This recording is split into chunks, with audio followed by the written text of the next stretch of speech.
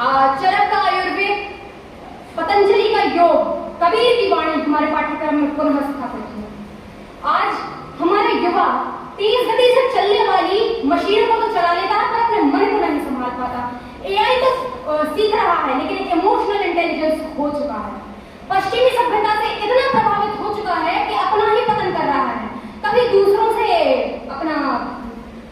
से प्रभावित होकर, कभी तुलना में टूट कर, या कभी अपने ही जीवन से हार कर। और ये सब क्यों हो रहा है? क्योंकि हमारी रीढ़ की हड्डी बहुत कमजोर हो चुकी है। रीढ़ की हड्डी यानी हमारा भारतीय ज्ञान, हमारी भारतीय परंपरा। याद रखिए साथियों, यदि जो व्यक्ति जिसकी रीढ़ की हड्डी टूट जाए तो वो जीवित तो रह सकता है परंतु चल नहीं सकता। उसी प्रकार यदि भारत की रीढ़ की हड्डी टूट गई तो देश सांस तो लेगा परंतु उन्नति नहीं होगी।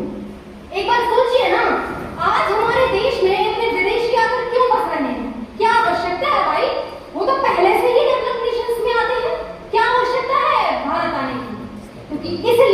क्योंकि उनके पास वो नहीं जो सिर्फ और सिर्फ हमारे पास है, शांति, संतुलन और आत्मबोध। वो यहाँ खोज में आते हैं संयम, ब्रह्मचर्य, गुण आदि आदि, यानी हमारा अखंड और अद्वितीय भारतीय परंपरा। दोस्तों, हम पश्चिमी परंपरा से इतना ज्यादा प्रभावित हो चुके हैं कि हमारे अपने ही उपनिषद, अपने ही वेद, अपने ही योग सूत्र बोरिंग चैप्टर्स लगने लगे हैं। यदि वही बात कोई विदेशी आकर हमसे बोल दे तो हम कहेंगे मॉडर्न। लेकिन यदि एक एग्जांपल से बताती हूँ, जब हमें पता चला कि योग हमारी धरती की देन है तो हमने हंसकर कहा अरे ये तो पुरानी बातें हैं, और वही ऋषियों को बाबा का ज्ञान बनाकर नफरत की बातें पैदा करें। लेकिन वही बात यदि कोई विदेशी आकर हमसे कहता है तो हम कहते हैं वाह, it's really good, it's really commendable, isn't it? तो कहने का मतलब मेरा यही है कि जिस ऋषियों की बात हम करते हैं उन्हीं ऋषियों से, उन्हीं बाबाओं से हमारी उत्पत्ति है। हम सभी का एक गोत्र होता है, वह गोत्र हमें उस ऋषि परंपरा से बताता है कि हम किस ऋषि परंपरा की संतान हैं। साथियों, आज के समय में हम होलिस्टिक डेवलपमेंट नहीं कर सकते बिना 3S फिलॉसफी के।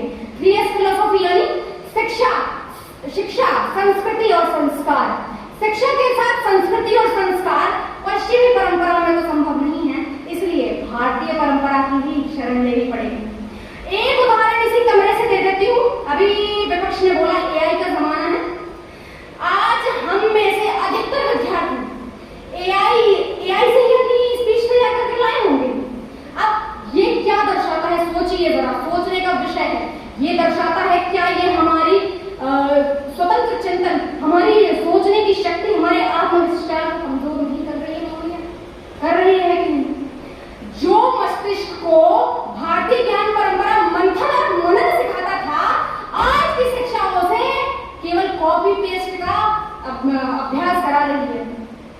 लास्ट में केवल एक उदाहरण, हमारे ही विश्वविद्यालय की प्रेरणा मूर्ति, हमारी कुलगुरु आदरणीय प्रोफेसर सुभा तिवारी मैडम का भी दोहरा चाहूंगी।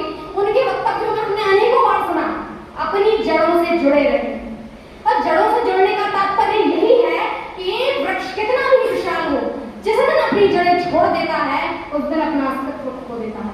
हमारी मैडम ने हमें कई बार सीखा कि हमें हमारी भारतीय परंपरा, भारतीय ज्ञान को केवल समझना नहीं, सीखना होगा। अब बात आती है हम पर, मुद्दा आता है हम पर कि हम इसको किस दृष्टि से लेते हैं। केवल समझने की दृष्टि से या वाकई में अपने जीवन में उतारेंगे।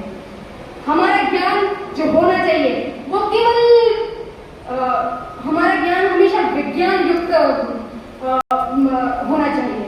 बस यही है।